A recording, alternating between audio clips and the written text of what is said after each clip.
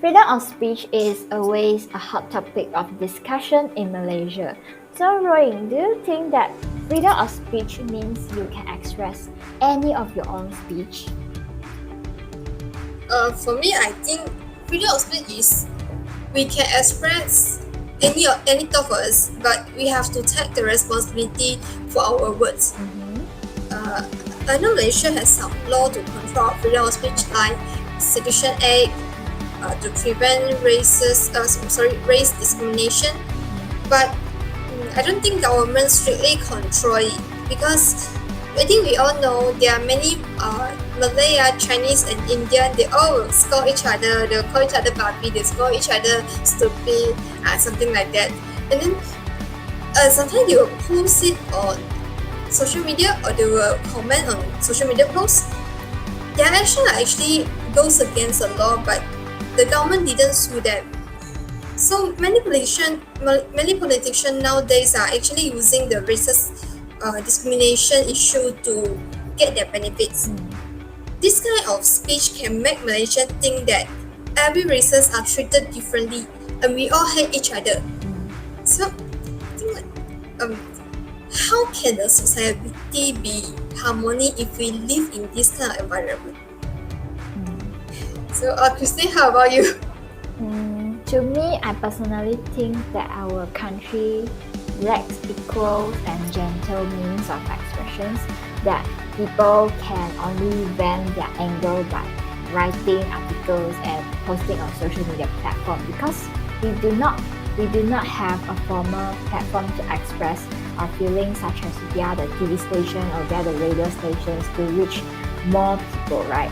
So taunting or sarcasm become a powerful tool because it is a way to deconstruct those in power, right? So sometimes people might get caught by the police if they post something considered as sensitive toward a particular authority. Just like what happened to Fahmi Reza. Do you know him? I don't know. The Malaysia cartoonist. He always uses the graphic design cartoon to raise awareness of human rights and infractions and corruption one. Maybe I know, maybe. Okay. So in 2016, right, he was arrested under the Sedition Act and charged under Communications and Multimedia Act because he portrayed Najib Razak as clown and sold the t-shirt. Very brave, right? Brave. So an individual will be charged under Sedition Act and will be labeled as seditious if he openly criticizes the government. So this is actually a trait of dystopian in terms of depriving the freedom of speech. I mean, this thing I think is quite same with mine, but this one is like more famous, and my one is like no people care about it, so no people charge him. But this one get charged because he's famous. So, but actually for this kind of action, I don't really understand like why they want to behave like that. Because they'll get sued, the police will catch them. Is it worth, right? No, because when people are restricted to voice out, especially in politics aspect, so Fahmi Reza can only use the most extreme way to attract people and then raise awareness on the spot. Yeah, so I think the radical expressions of people are the backlashes after being covered up. I think you say like you will do extreme action, right? So it's a bit sounds like cyberbullying. Well, indeed, but what I mean here is we can still criticize someone because it makes the individual reflect and think about what he or she should do for the next step. Yeah, we need to be critical, but we cannot bully. So by doing this, we can actually get to see the same thing from a different perspective or different angle and have more comprehensive thinking to make decisions after analyzing the right and wrong.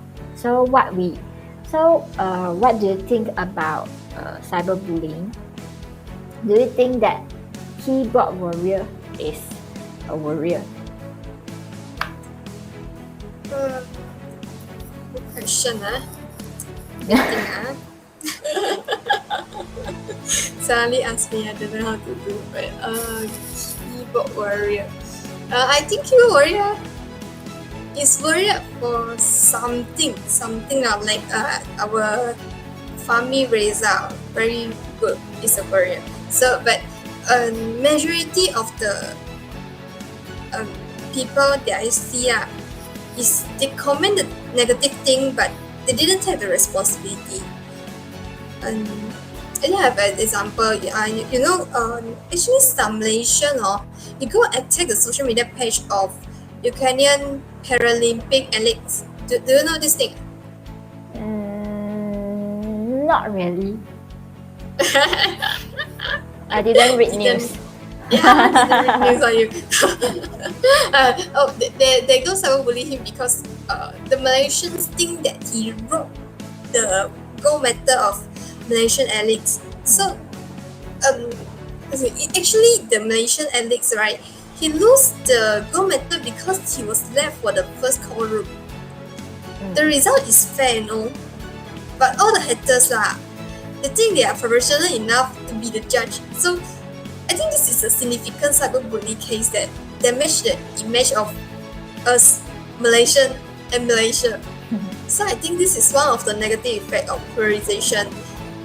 Everyone gather and they do a stupid decision.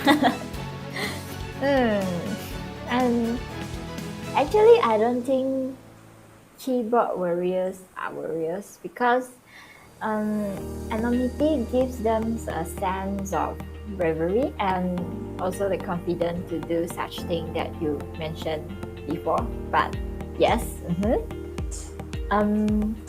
polarization does cause these things to happen. But if you look from another angle, right, polarization actually has a good side.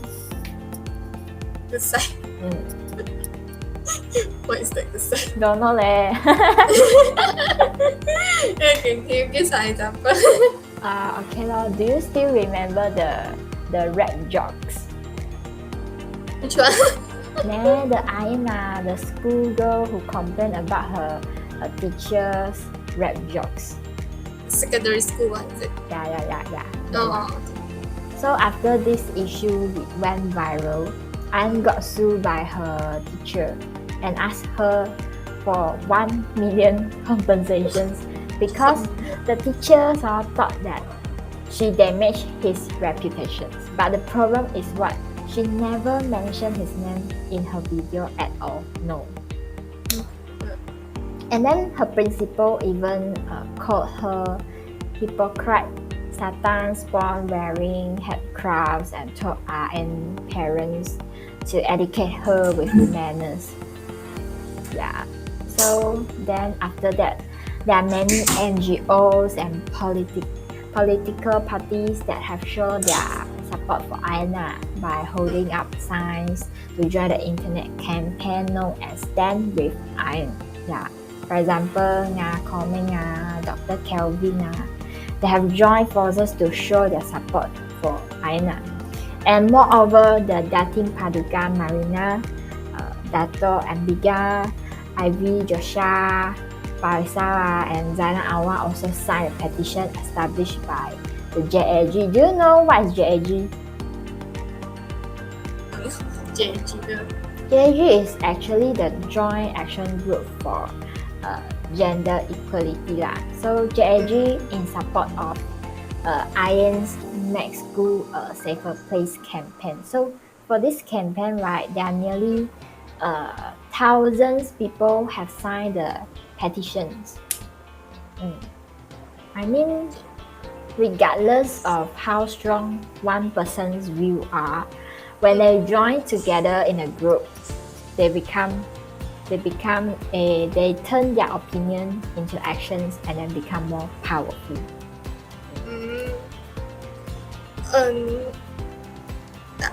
There's one thing I think is very good, because you mentioned that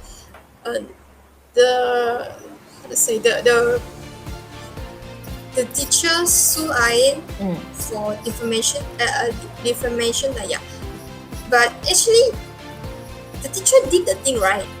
So even though Ayan tell his name, Ayan is just telling the truth. Yeah. She didn't destroy his reputation because it's the truth. Very so weird, right? This guy. She still gets sued. Oh my god, so much. For me, I also think freedom of speech can raise negative emotional expression. You know the Salak Seoul Chinese temple case? What temple? Salak Seoul Chinese temple. Don't know where in Malaysia? In Malaysia, don't know which that's already. It's a statue. It's a temple at there. So a woman record the video of the police and the citizen fighting in front of the temple. So and then the woman, she hold the camera and shout like, the police are hitting people. The police want to demolish our temple. And then share this video to other Chinese, something like that. So this is it so the video actually get viral on social media. I think especially on Facebook, many people focus on this case, and then many people also comment like, if this thing happened to Malaya, for sure the government will not tear down their temple. Wow, very sarcastic there. They say like, this is Malaysia, government don't care about Chinese or something like that.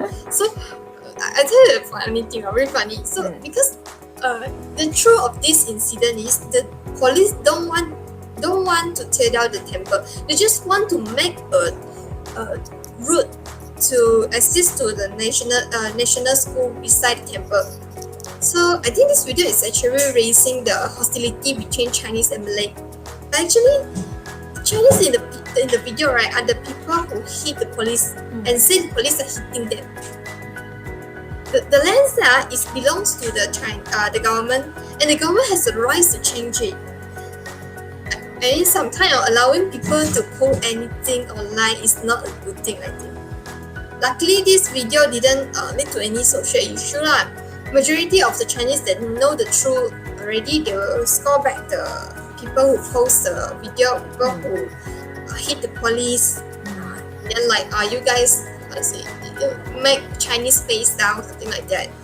And let's say if all the Chinese or majority of the Chinese believe in this kind of fact statement, I think for sure the 13 May incident will happen again, because the hostility between Chinese and Malaya can move the two races to extreme point and an extreme decision.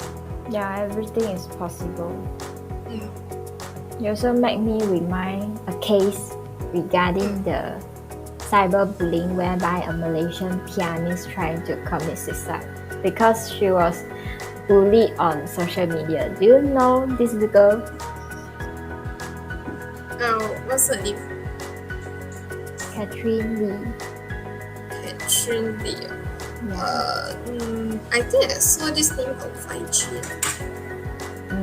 So this girl actually she was invited to a music live, and the host asked her to play the BGM of popular song by using the keyboard. At first, she rejected it because the host never talked to her before the live. Then he kept forcing her by saying that, hey, this is now live show there, you have to play, blah blah blah, something like that lah. Then of course she got angry and then argued with the host, but during the live. Wow, very brave. So what happens? Many netizens start to tease her, comment on some words that humiliate her, and even questions her actual level of playing the piano. So this group of people actually share a common ground, which they tend to make a decisions or pass judgment quickly with a minimal mental effort and without having all the relevant information. Let me understand. Can you explain it again? Explain it again. You don't understand. A bit too much of what? Too deep. Okay, so basically what I mean is they didn't understand the background of Catherine because she actually specialized in classical music. Yeah, but the netizens don't know the situations of her at that moment also. They don't care about it, they just comment directly on what they want to talk about without standing in her shoes. Agree. Very bad, right? Yeah, very bad, super bad. So I think freedom of speech is a very important thing, and people should learn how to master the sense of proportions, and all of us should pay more attention to time, to the place, to the etiquette when expressing our opinions, our stance, to avoid causing any social chaos. Agree.